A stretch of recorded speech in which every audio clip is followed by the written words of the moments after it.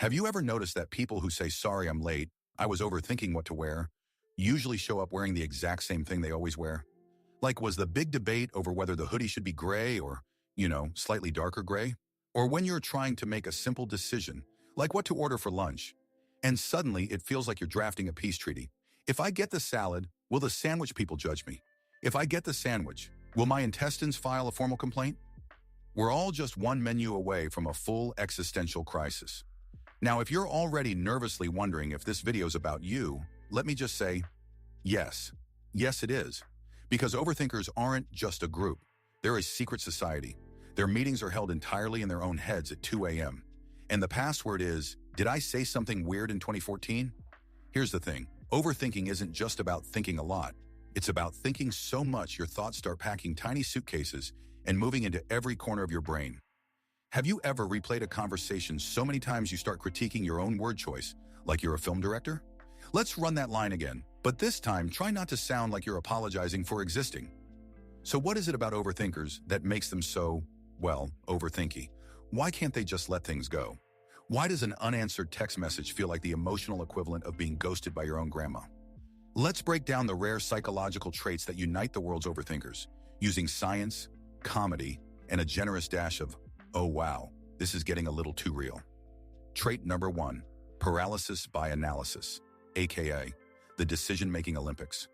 You know you're an overthinker when choosing toothpaste turns into a competitive event. There are 35 types: whitening, sensitive, charcoal, vegan. Removes evidence of your bad decision's flavor. The psychological reason? This is classic analysis paralysis. When faced with too many options, our brains freeze up. It's like trying to pick a movie on Netflix, but every choice comes with a pop quiz about your entire identity. Psychologists call this choice overload. The more options, the more our minds melt.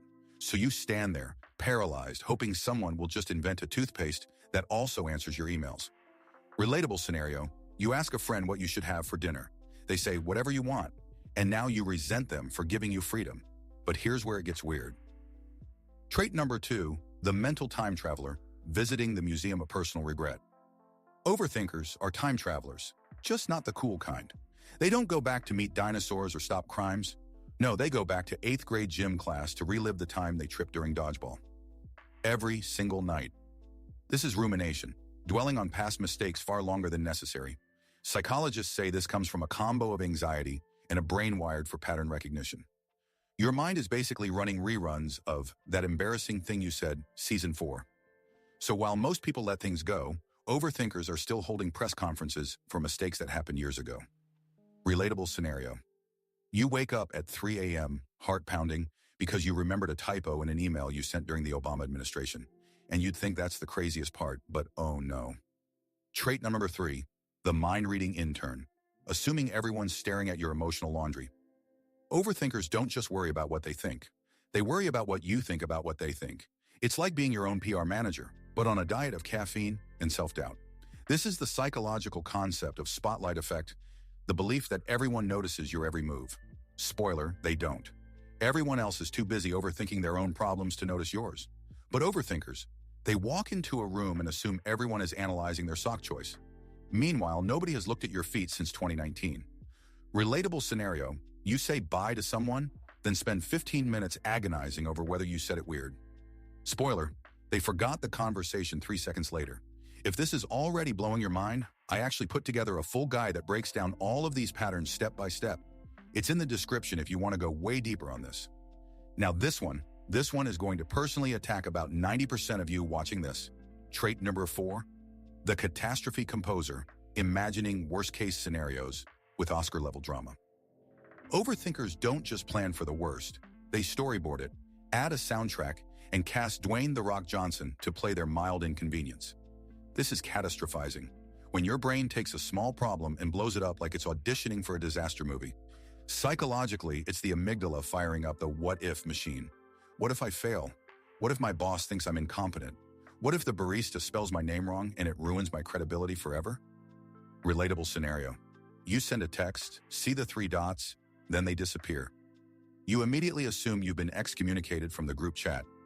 Next stop, living in a cave, talking to squirrels.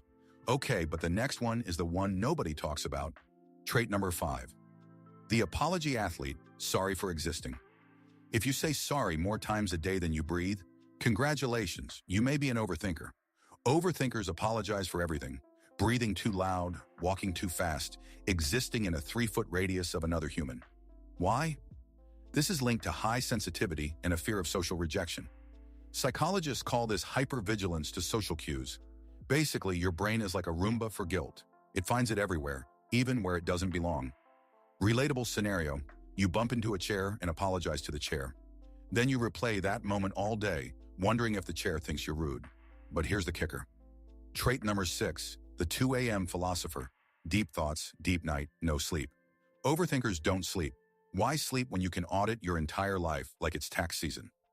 2 a.m. is when every little worry suddenly wants to have a TED Talk in your brain. This is linked to anxiety and intrusive thoughts. Your prefrontal cortex, which normally handles rational thinking, apparently clocks out at midnight and leaves your amygdala in charge. It's like giving the keys to your brain to the most dramatic part of yourself. Relatable scenario: you're lying in bed and suddenly remember a random fact you were supposed to Google in 2016. Now you're on Wikipedia learning about penguin migration patterns instead of sleeping. Psychological explanation time. So why do overthinkers do all this? It's a cocktail of cognitive biases: rumination, catastrophizing, the spotlight effect, and of course, a sprinkle of good old-fashioned anxiety. Think of your brain like a web browser with 47 tabs open. Some are playing music, some are frozen. One is just a picture of a duck for no reason. That's overthinking. You're trying to process everything all at once, so you don't miss a single potential problem or social misstep. But the joke is, nobody else even noticed your tabs. They're too busy Googling, "Why do I overthink?" themselves.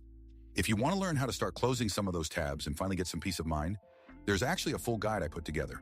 Seriously, it's in the description, and it goes way deeper than I can here. Let's wrap this up. Remember our friend who agonized over which hoodie to wear and still showed up in gray? That's the overthinker's superpower and curse, the rare ability to turn any ordinary moment into a full psychological thriller. Look, if you actually want to get better at reading people, not just watching videos about it, I put together a complete guide called the Human Behavior Code. It breaks down every pattern, every signal, every trick we talked about today, plus a ton more. It's all in the description below. Less manipulation, more opportunity, money, and better relationships. And even if you just want to keep watching free videos, hit subscribe. I drop new psychology breakdowns every week. Which of these personally attacked you the most? Let me know below.